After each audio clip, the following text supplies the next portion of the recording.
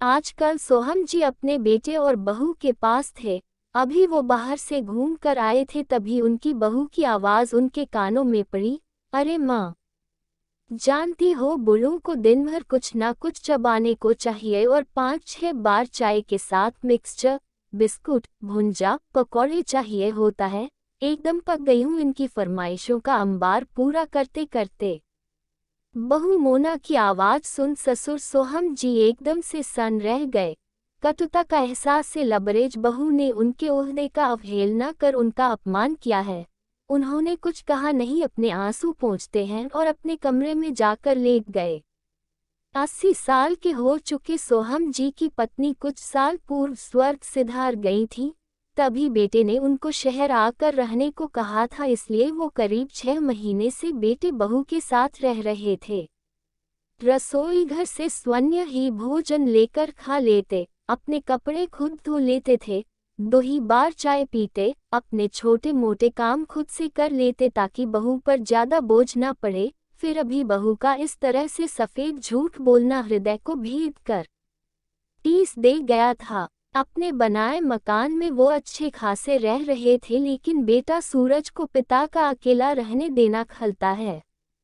वो लेने गया था, इसलिए वो उसकी बात का मान रखने हेतु गांव से शहर आ गए थे, वरना उनका बिल्कुल मन नहीं था वहां। वो पत्नी की यादों के सहारे अच्छे से जिंदगी गुजार रहे थे और गांव में उनके हमउम्र लोग भी थे, लेकिन वो बेटे बहू की मोहब्बत में यहाँ आ गए। उनको नहीं पता था बहू को उनको रहना इतना परेशान करेगा, जबकि वो कभी बहू को कुछ नहीं कहते हैं। शाम को बहू चाय और बिस्कुट लेकर दे गई है, चुपचाप खाकर बाहर घूमने निकल गए। जानबूझकर जूठे कप को अपने कमरे में छोड़कर चले गए ताकि बहू की प्रतिक्रिया जान सकें। 2 घंटे बाद लौटे हैं, साथ में बाजार से आम, लीची और 2-4 किलो हरी सब्जी, 1 किलो छेना का मिठाई। बहू को पकड़ाकर हाथ मुंह धोने गुस्ल खाने में घुस गए। इतना सारा खाने पीने की वस्तु को देख बेटा उत्साहित हो बोला, वाह पापा, आप तो पूरा बाजार ही खरीद लाए। क्या बात है, और मिठाई के डिब्बे से मिठाई खाया और पापा को खिलाता है। बहू मोना कनखी से ससुर को देख रही है कि आज सूरज कहाँ से निकल गया है कि सामान ले आए हैं। खैर हमको क्या है, बाप बेटा खाए पिए, कंधे उचकाते रात के खाने की तैयारी में मशगूल हो गई। और सोहम जी भी बेटे के पास बैठ गए। अच्छा बेटा, पकौड़ी खाने का जी हो रहा है। सोहम जी जानबूझकर बेटे सूरज को छेड़ते हुए बोले, वो भी रात के 8 बजे। लेकिन पापा, अब तो रात का खाने का समय हो चला है और मोना खाना बना भी ली है, चलिए भोजन कर लिया जाए, कल पकौड़े बनवाया जाएगा। सूरज उठने लगा है, तभी सोहम जी इशारे से बैठने को कहते हैं। उसकी ओर मुखातिब हो कहने लगे, देख बेटा, तेरा बुढ़ा बाप सठिया गया है, इसलिए अभी ही खाने का मन कर रहा है। क्या करें हम, कैसे मन को महसूस कर रहे हैं, इसलिए बहू को बोलना कि पकौड़े बना दे अभी। देख बेटा, अब मेरा क्या भरोसा, पक्का आम हूँ, कब टपक जाओ क्या पता। बाप की बात सुन सूरज भावुक हो गया और बोला, पापा ऐसी बातें ना करें। ठीक है पापा, मैं मोना से बोलता हूँ। और जब सूरज ने मोना को पकौड़े बनाने को बोला तो मोना जल भून गई, लेकिन अब सूरज के सामने कुछ कह नहीं सकती थी, मजबूरी थी उसकी, बुढ़ाहू को बर्दाश्त करना था। मोना को पहले पकौड़े तलने पड़े, फिर आधे घंटे के बाद भोजन देना पड़ा। इस वजह से मन ही मन कोफ्त खा रही है। सब खा पीकर सोने चले गए। अब ये रोज का हो गया। सोहम जी इस तरह बेटे के समक्ष ही जानबूझकर फरमाइश करते ताकि बहू के अक्ल को ठिकाने पर ला सके। एक दिन मोना के सब्र का बांध टूट गया और अपने पति से रोते रोते कहती है, देखो जी, आप अपने पापा को समझाइए ना। खाना के समय कभी कॉफी, कभी पकौड़े, कभी कुछ मांगते हैं, एकदम परेशान हो जाती हूँ। लेकिन पापा वृद्ध है ना, जो मांगते हैं वो खिला पिला दिया करो, माँ भी नहीं है ना, ऐसे में बेचारे तुमसे ही कहेंगे ना। कहकर करवट बदल सूरज सो गया और मोना अपना सा मुंह लेकर रह गई।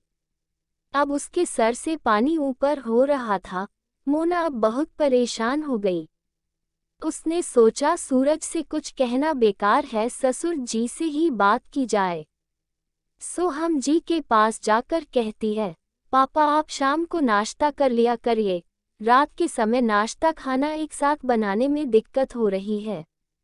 अरे बहू क्या परेशानी है, बेटा के सामने खाना पीना अच्छा लगता है, वैसे भी तुम सूरज के ऑफिस चले जाने के उपरांत ना तो कभी खाना देती हो ना ही कुछ अच्छा सा पकवान बनाती हो, इसलिए बेटे के रहते में बोलता हूँ ताकि तुम मेरे मन मुताबिक खाना तैयार करो।